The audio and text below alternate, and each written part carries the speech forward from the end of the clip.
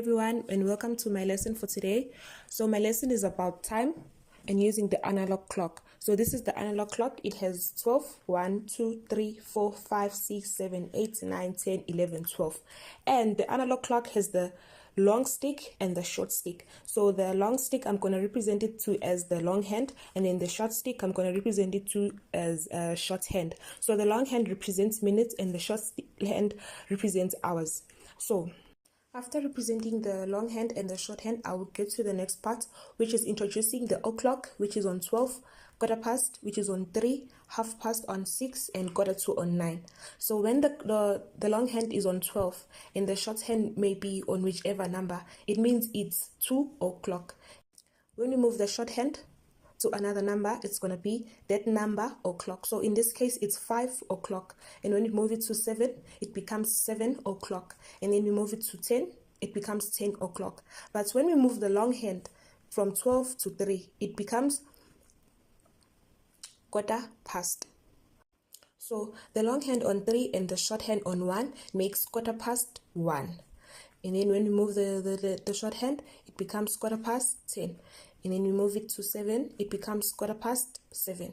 We move it to 5, it becomes quarter past 5. And then when we change, now we're no longer practicing the quarter past 10, we are using the half past 1. When we have the long hand on 6 and the short hand on 1, it becomes half past 1. And then when we move the short one, it becomes half past 3. And then we move it to 5, it becomes half past 5. And then when we move it to 9, it becomes half past 9. Now we're no longer moving the short one, but we are moving the long hand. We take the short hand from half past and put it to 9, it becomes quarter to. So when we have the long hand on 9 and the short hand on 2, it becomes quarter to 2. And then when we move the short hand to 11, it becomes quarter to 11. And then we move it to 1, short hand on 1, long hand on 9, it becomes quarter to 1. And then when we move it like this, it becomes quarter to 5. Moving to the next part, we have this side and this side. The one on the right hand side is the minutes past, and the one on the left hand side is the minutes to. So starting from 1, 2, 3, 4, 5, it's represented as minutes past on the clock. And on the left hand side, starting from 11, 10, 9, 8 till 7, it's the minutes to.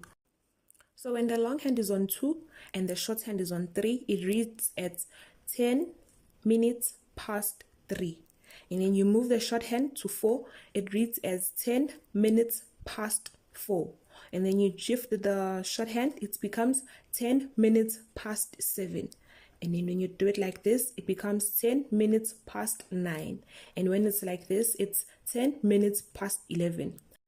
On the minutes past side, if the long hand is on 1 and the short hand is on 5, it reads as 5 minutes past 5. And when you move the long hand to 2, it reads as 10 minutes past 5. And then you move it to 3, it can either be 15 minutes past 5 or quarter past 5.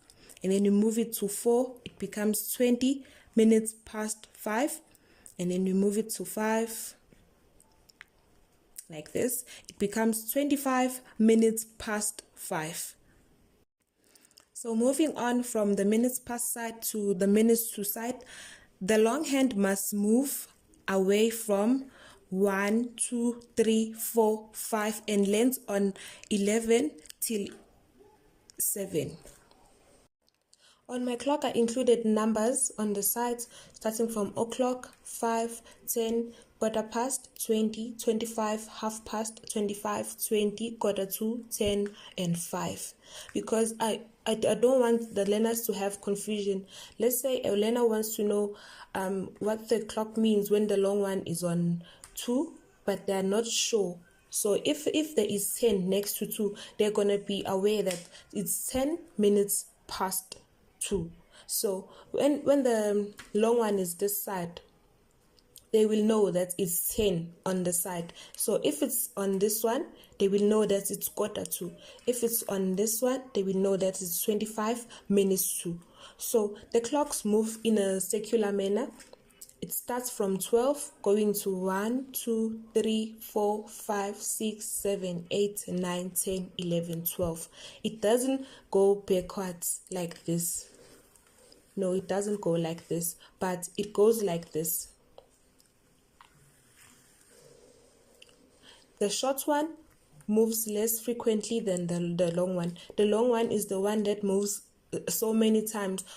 Like most people won't even notice the short one moving because the long one is the one that indicates minutes. This lesson about the clock facilitates learning by helping learners understand and be able to tell the time, improve their numeracy skills, and understand the importance of the clock in their daily lives. Learners will engage in this lesson by reading the time shown, identify the changes made by the clock sticks, and differentiate o'clock, quarter past, half past, and quarter to. This lesson will be fun because the teacher will allow the learners to take turns in spinning the clock and wait for fellow classmates to tell what the clock reads. This will somehow improve their critical thinking skills.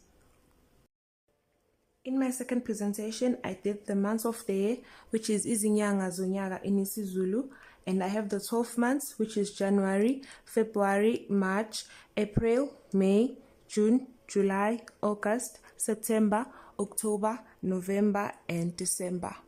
As you can see in my chart, I drew a cup of coffee, sunglasses, socks, a cloud of thunderstorms, an umbrella with rain, a sun, and different types of leaves to represent like the different types of weathers that we have in a year. So the month January is in summer, and I wrote swimming because summer is associated with a lot of water activities because it's during the summer season when it's very hot, and in isiZulu summer is umasingana. In February I wrote wear sunscreen, it's also in summer, and it is untlolanja in isiZulu. March I wrote leaves change color, which is autumn, it is undasa in isiZulu.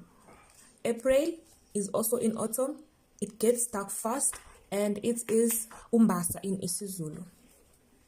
May is also in autumns, and you wear long sleeves because the weather starts changing. It's no longer as hot as it used to be in summer, and it is called untlaba in isiZulu. June is in winter, and then the weather becomes cold, and it is called untlangulana in isiZulu. July is also in winter, and I wrote eat soup and other warm food because it's associated with getting warm in winter seasons, and it is untulikazi in isiZulu. August, I wrote wear scarves and gloves because it's still in winter, so you wear scarves and gloves to keep warm, and it is called ungcwaba in isiZulu. September is in spring, flowers start blossoming, and it is called umandulo in isiZulu. October, it is also in spring, the weather gets warm, it's no longer as cold as it used to be in winter, and it is umfumfu in isiZulu. November is in spring, and I wrote eat citrus fruits because there are fruits that did not grow in winter, that they start growing in spring, like watermelons, and in Zulu it's called ulwezi. December is in summer, and I wrote eat ice cream because of the hot season, so you eat ice cream to keep cool, and it's called uzibandlela in isiZulu. This lesson facilitates learning in foundation phase classes doing isiZulu as home language by helping learners to know months of the year because they write them every day on their dates in their books. Whether they are doing notes or class activities, they get to know their birth month in home language and prepares them for future. Learners will engage by reading the month of the year aloud and creating a rhyme to help them memorize. This lesson will be fun because learners will rhyme along with the teacher in a playful manner, balancing their learning with playing. That's it for my presentation. Thank you very much and have a lovely day. I used YouTube to get the flipping cards, and I also used it to see how the clock is presented in class, and I also used another website to get the months of the year in isiZulu from the internet.